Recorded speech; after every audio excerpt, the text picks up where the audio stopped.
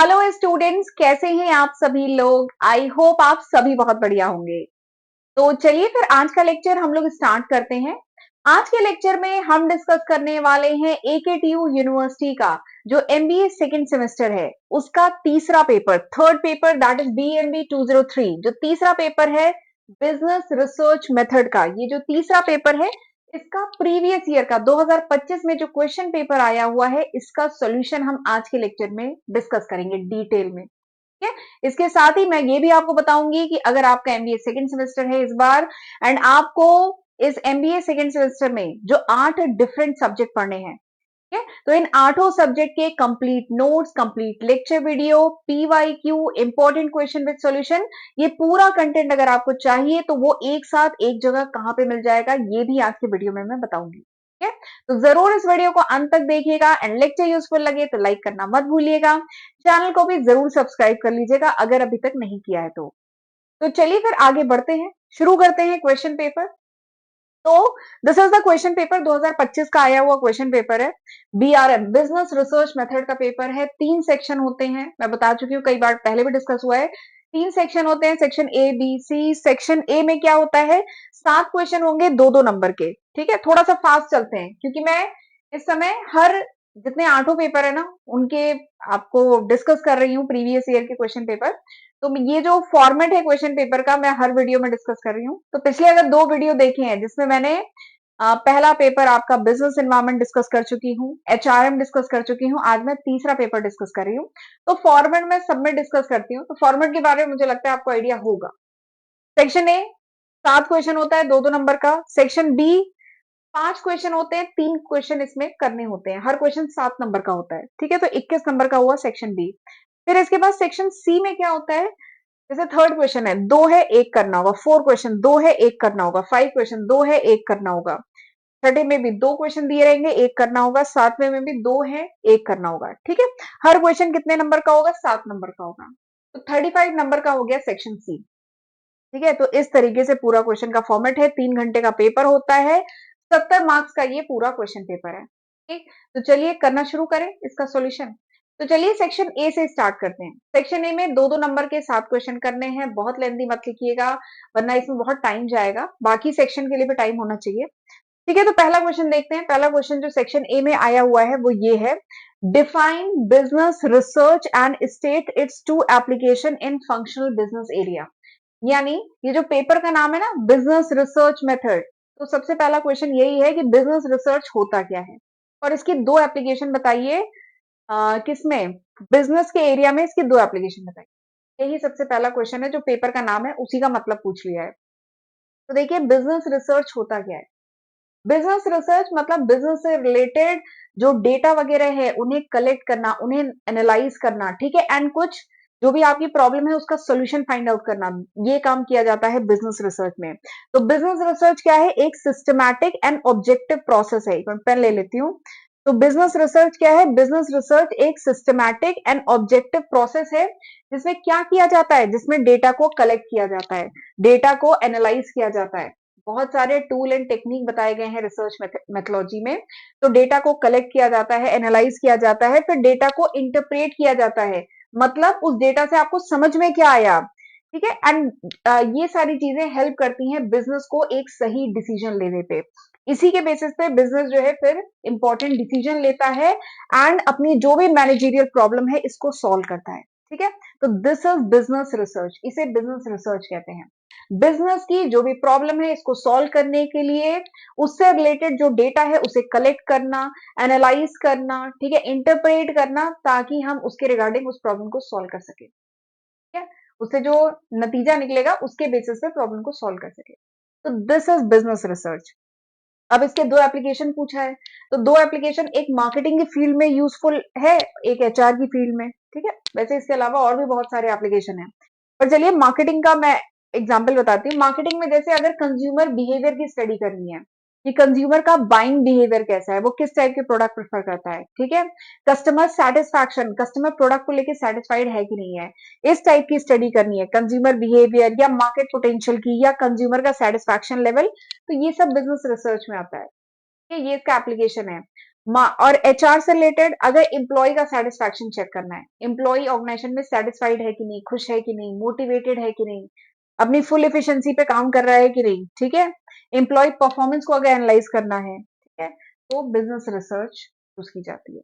तो ये हो गए इसके दो एप्लीकेशन। ये सारी चीजें लिखनी है, 2 नंबर का क्वेश्चन है, इसी को शॉर्ट में करके लिखिएगा। दूसरा क्वेश्चन देखते हैं कि what is research problem. Research problem क्या होती है? Mention 2 essential steps in defining a research problem. तो रिसर्च प्रॉब्लम क्या होती है? तो देखिए रिसर्च में क्या है, आप डेटा कलेक्ट करते हैं, एनालाइज करते हैं, ठीक है, प्रॉब्लम को सॉल्व करते हैं, लेकिन पहले आपको ये तो पता होनी चाहिए कि प्रॉब्लम है क्या, हमारा टॉपिक क्या है, फिर हम आगे की बात करेंगे ना। तो research problem is basically defining the problem, जिसपे रिसर्चर को स्टडी करना है। उस प्रॉब्लम को डिफाइन पहले किया जाएगा ना कि प्रॉब्लम है क्या, क्वेश्चन है क्या, गैप है क्या, जिसकी स्टडी करनी है, तो उसी को कहा जाता है रिसर्च प्रॉब्लम। तो research problem is clearly defined issue, यानी इशू क्या है, एक सेकेंड पेन ले लेती हूँ। तो इशू क्या है, गैप क्या है, या क्वेश्चन क्या है जिसके रिगार्डिंग रिसर्चर को इन्वेस्टिगेट करना है। रिसर्चर को अगर इन्वेस्टिगेट करना है, सपोज करिए कंज्यूमर का बाइंग बिहेवियर समझना है, या कंज्यूमर जो है उस प्रोडक्ट को लेके सेटिस्फाइड है कि नहीं, ये समझना है, ठीक है। तो पहले अपनी प्रॉब्लम को डिफाइन करना पड़ेगा ना कि कौन सा प्रोडक्ट किस एरिया के लोगों पे रिसर्च हो रही है, तो सारी चीजें डिफाइन की जाएगी ना। तो उसी को कहा जाता है रिसर्च प्रॉब्लम। तो रिसर्च प्रॉब्लम मतलब प्रॉब्लम क्या है रिसर्च की, क्वेश्चन क्या है रिसर्च का, तो वही डिफाइन करना इशू, गैप, या जो क्वेश्चन है जो रिसर्चर को स्टडी करना है, इन्वेस्टिगेट करना है, उसी को कहा जाता है research problem. And 2 essential step क्या है रिसर्च प्रॉब्लम के? पहला तो है आइडेंटिफाई, पहचानो एंड अंडरस्टैंड करो रिसर्च प्रॉब्लम को, रिसर्च एरिया को। एंड दूसरा क्या है, प्रॉब्लम को डिफाइन करो कि ये जो आप प्रॉब्लम स्टडी करेंगे उसका उद्देश्य क्या है, ऑब्जेक्टिव क्या है, एंड उसका स्कोप क्या है, मतलब वो जो प्रॉब्लम है कहाँ कहाँ पे यूजफुल है, ठीक। तो इसी को कहा जाता है रिसर्च प्रॉब्लम, एंड ये दो चीजें ध्यान में रखी जाती है जब रिसर्च प्रॉब्लम डिफाइन किया जाता है, ठीक। चलिए आगे बढ़ते हैं। अच्छा, आगे बढ़ने से पहले ना मैं आपके सवाल का पहले, जो काफी स्टूडेंट मुझसे एक्चुअली पूछ रहे थे कमेंट सेक्शन में वीडियोस के, मैम वो जो कोर्स है उसके बारे में डिटेल में बता दीजिए, तो पहले मैं चलिए वो बता देती हूँ, उसके बाद हम आगे बढ़ते हैं। तो एमबीए सेकंड सेमेस्टर के 8वें सब्जेक्ट के notes, lecture video, PYQ and important question आपको मिल जाएगी मेरी एप्लीकेशन पे। मेरी एप्लीकेशन का नाम है अकाउंटिंग मास्टर क्लास, ठीक है। गूगल प्ले स्टोर से भी डाउनलोड कर सकते हैं, बाकी इसका लिंक आपको डिस्क्रिप्शन में मिल जाएगा, तो वहां से डाउनलोड कर सकते हैं। एक बार मैं आपको कंटेंट शो कर देती हूँ। तो दिस इज माय एप्लीकेशन, ये मेरी एप्लीकेशन है। तो एप्लीकेशन में जब आप कोर्स के सेक्शन में जाएंगे तो पहला ही कोर्स है एमबीए सेकंड सेमेस्टर का। एक बार मैं इसका कंटेंट आपको दिखाती हूँ। तो ये एमबीए सेकंड सेमेस्टर का कोर्स है, ठीक है। जो 8 डिफरेंट सब्जेक्ट है, इनके 8 डिफरेंट फोल्डर ऐसे करके मिल जाएंगे, बीएमबी 201 2 3 4 5 6 7 8 ऐसे करके मिल जाएंगे आपको। चलिए मैं पहला जो है ना बिजनेस एनवायरनमेंट इसका शो करती हूँ। तो जब आप इसको ओपन करेंगे तो इसमें अंदर इसके हर सब्जेक्ट के अंडर में 4 फोल्डर्स होंगे, एक नोट्स का, एक लेक्चर वीडियो का, एक इंपॉर्टेंट क्वेश्चन का, एक पीवाईक्यू का, ठीक है। जैसे मैं लेक्चर वीडियो का दिखाती हूँ आपको। तो ये जो लेक्चर वीडियो का है, तो इस तरीके से unit 1, unit 2, unit 3, unit 4, unit 5 ऐसे करके पूरा कंटेंट मिल जाएगा इसमें आपको, ठीक है। तो इस तरीके से आप यहाँ से ले सकते हैं। काफी स्टूडेंट जॉब में होते हैं या फिर किसी रीजन से वो रेगुलर क्लासेस नहीं कर पाते हैं, उनके लेक्चर मिस हो जाते हैं, नोट्स प्रॉपरली मेंटेन नहीं है, तो स्पेशली उन्हीं स्टूडेंट के लिए मैं ये कोर्स लेके आई हूँ। एमबीए फर्स्ट सेमेस्टर में भी मैं कोर्स लेके आई थी, काफी स्टूडेंट उसमें एनरोल हुए थे, पढ़ाई की थी और उनके रिजल्ट भी बहुत अच्छे आए। एंड उन्हीं की रिक्वेस्ट पे अब मैं एमबीए सेकंड सेमेस्टर का कोर्स लेके आई हूँ। तो आई होप ये आपके लिए यूजफुल रहेगा। कोई डाउट वगैरह हो मुझसे कमेंट सेक्शन में पूछ सकते हैं, नहीं तो टेलीग्राम पे पिंग कर सकते हैं, ठीक है। तो ये था पूरे कोर्स के बारे में। चलिए वापस चलते हैं पीवाईक्यू पे, देखते हैं तीसरा क्वेश्चन, सेक्शन ए का तीसरा क्वेश्चन। तीसरा क्वेश्चन क्या है, right the 2 differences between quantitative and qualitative research approach. Research करने का जो अप्रोच होता है वो 2 तरीके का हो सकता है, एक क्वालिटेटिव, एक क्वांटिटेटिव। क्या होता है ये, ठीक है। तो नाम से ही समझ में आ रहा है, क्वांटिटेटिव यानी वो रिसर्च अप्रोच जिसमें क्या होंगे, न्यूमेरिकल डेटा होंगे, वो क्वांटिटेटिव है। क्वालिटेटिव जहां पे न्यूमेरिकल डेटा नहीं होगा, ठीक है। तो वही है क्वांटिटेटिव अप्रोच, मतलब क्वांटिटेटिव रिसर्च बेसिकली फोकस करता है किस पे, न्यूमेरिकल डेटा पे।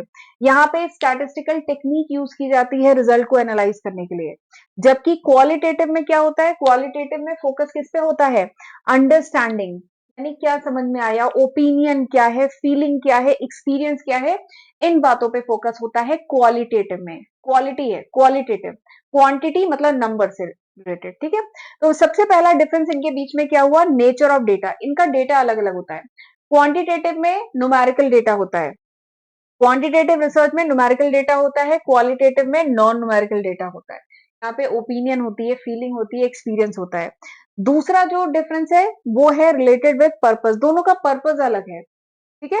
क्वालिटेटिव रिसर्च में क्या होता है, मीनिंग क्या है, इनसाइट क्या है, ये सब एक्सप्लोर किया जाता है। जबकि क्वांटिटेटिव रिसर्च में क्या है, वेरिएबल जो है वो मेजर किए जाते हैं। क्वांटिटेटिव में वेरिएबल मेजर किए जाते हैं, हाइपोथेसिस टेस्टिंग होती है, ये सब क्वांटिटेटिव में होता है। ठीक है। तो ये दो अप्रोच हैं, तो ये दो डिफरेंस आप लिखेंगे, 2 नंबर का क्वेश्चन है। चलिए आगे बढ़ते हैं चौथे क्वेश्चन पे। चौथा क्वेश्चन भी अच्छा क्वेश्चन है। क्वेश्चन क्या है कि what do you mean by cross sectional research. ये क्रॉस सेक्शनल रिसर्च क्या होती है, क्रॉस सेक्शनल। तो देखिए क्रॉस सेक्शनल रिसर्च मतलब क्या होता है, ये वो रिसर्च डिजाइन है जिसमें डेटा को कलेक्ट किया जाता है at a particular point of time, यानी इस समय क्या चल रहा है उससे रिलेटेड डेटा कलेक्ट किया जाता है। ऐसा नहीं है कि डेटा पूरे साल का कलेक्ट किया जा रहा है, उस समय at a point of time population में से डेटा कलेक्ट किया जा रहा, अगर किया जा रहा है तो इसे क्रॉस सेक्शनल रिसर्च डिजाइन कहते हैं। ठीक है। तो देखिए क्रॉस सेक्शनल रिसर्च क्या है, ये वो रिसर्च डिजाइन है जहां पे डेटा को कलेक्ट किया जाता है पॉपुलेशन में से, पॉपुलेशन मतलब समझ रहे हैं, जो लिस्ट है उसमें से डेटा को कलेक्ट किया जा रहा है, सैंपल को कलेक्ट किया जा रहा है। खास बात ये है सिंगल पॉइंट इन टाइम, यानी एक समय में डेटा को कलेक्ट किया जा रहा है, ताकि अभी जो करंट कैरेक्टरिस्टिक है उसके बारे में समझा जा सके, उसके बारे में स्टडी किया जा सके। क्रॉस सेक्शनल जो रिसर्च है उसमें ऐसा नहीं होता है कि डेटा पूरे साल कलेक्ट किया जा रहा है, तो जो बिहेवियर होगा वो पूरे साल का बिहेवियर होगा ना। अगर कस्टमर के बारे में समझने की कोशिश की जा रही है और अगर डेटा पूरे साल कलेक्ट किया जा रहा है तो कस्टमर का बिहेवियर तो चेंज भी होता है।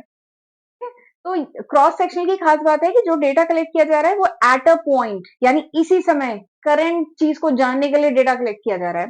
तो ये खास बात होती है single point in time, population में से डेटा कलेक्ट किया जा रहा है सिंगल पॉइंट इन टाइम, ताकि करंट बिहेवियर, करंट रिलेशनशिप हमें पता चले। ठीक है।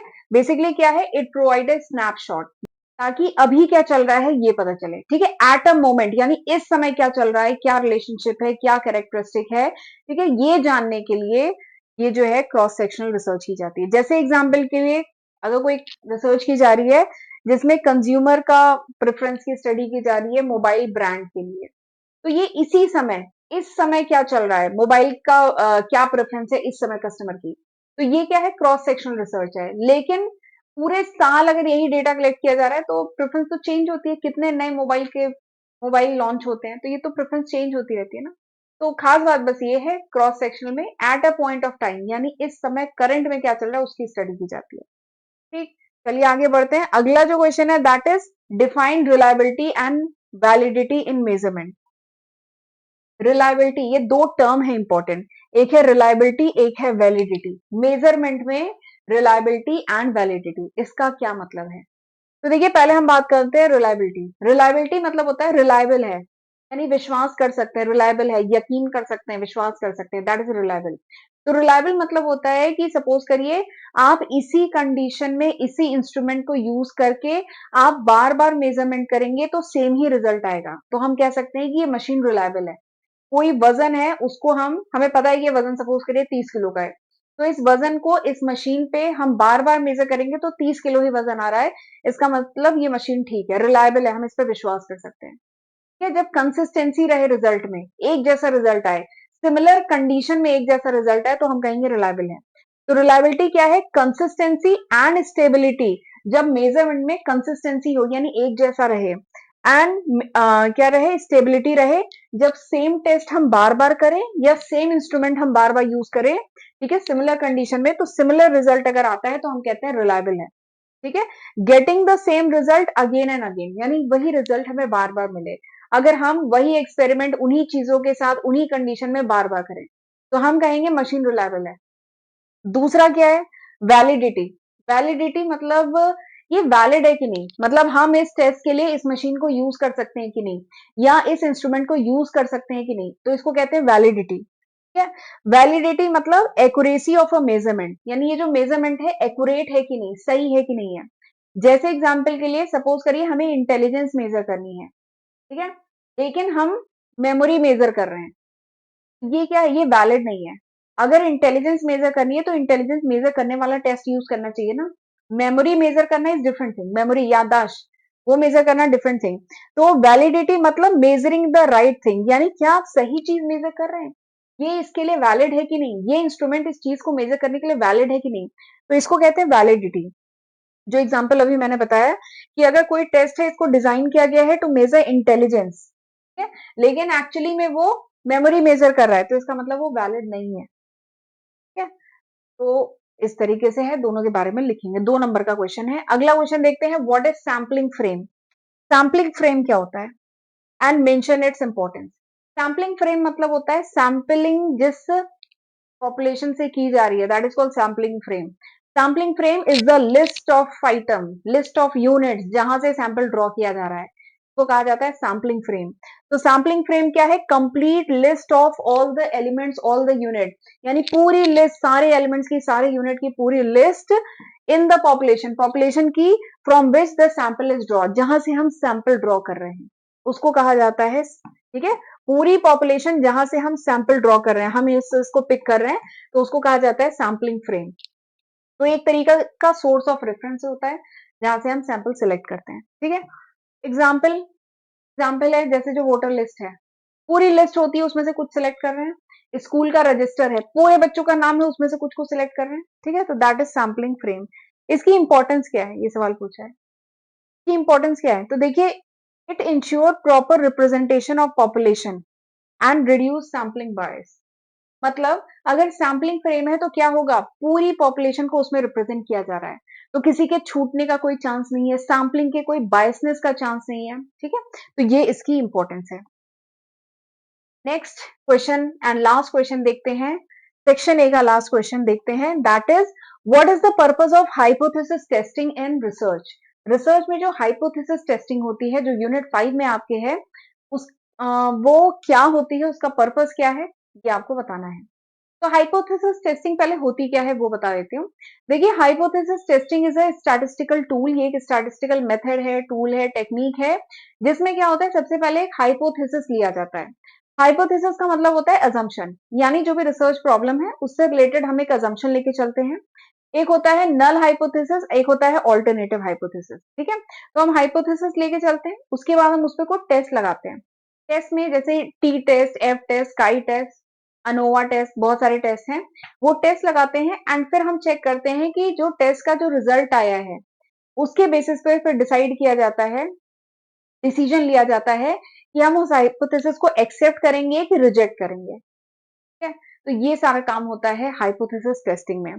तो हाइपोथेसिस टेस्टिंग क्या है, ये एक स्टैटिस्टिकल मेथड है जो डिसीजन लेने में, कंक्लूजन ड्रॉ करने में मदद करता है। ठीक है, पर्पस क्या है हाइपोथेसिस टेस्टिंग का, कि हमें स्टैटिस्टिकल एविडेंस मिल जाते हैं कि हम जो एजम्पशन है उसे एक्सेप्ट करेंगे कि रिजेक्ट करेंगे। ठीक, तो इसके पर्पस की अगर मैं बात करूं, हाइपोथेसिस टेस्टिंग क्यों की जाती है, पहला है टू टेस्ट द एजम्पशन, जो एजम्पशन है उसे टेस्ट करना, एजम्पशन जो है एक्सेप्ट होगा कि रिजेक्ट होगा, उसके लिए यूज करते हैं। अगला क्या है, टू सपोर्ट डिसीजन मेकिंग, यानी कोई भी डिसीजन जो है वो सही लिया है नहीं लिया है, ठीक है, इसको टेस्ट करने के लिए भी हाइपोथेसिस टेस्टिंग यूज होती है। ठीक, ये यूनिट 5 का एक इंपॉर्टेंट टॉपिक है, राइट। तो चलिए फिर आज का लेक्चर वाइंड अप करते हैं। आज हमने सेक्शन ए का पूरे जो 7 क्वेश्चन है वो डिटेल में डिस्कस किए हैं। बाकी आगे का लेक्चर आपको मेरी एप्लीकेशन पे मिल जाएगा, ठीक है, जिसमें मैंने डिटेल में पूरा section B, section C discuss किया है। तो चलिए फिर आज का लेक्चर वाइंड अप करते हैं, मिलते हैं अगले लेक्चर वीडियो में, तब तक अपना ध्यान रखिएगा। God bless you.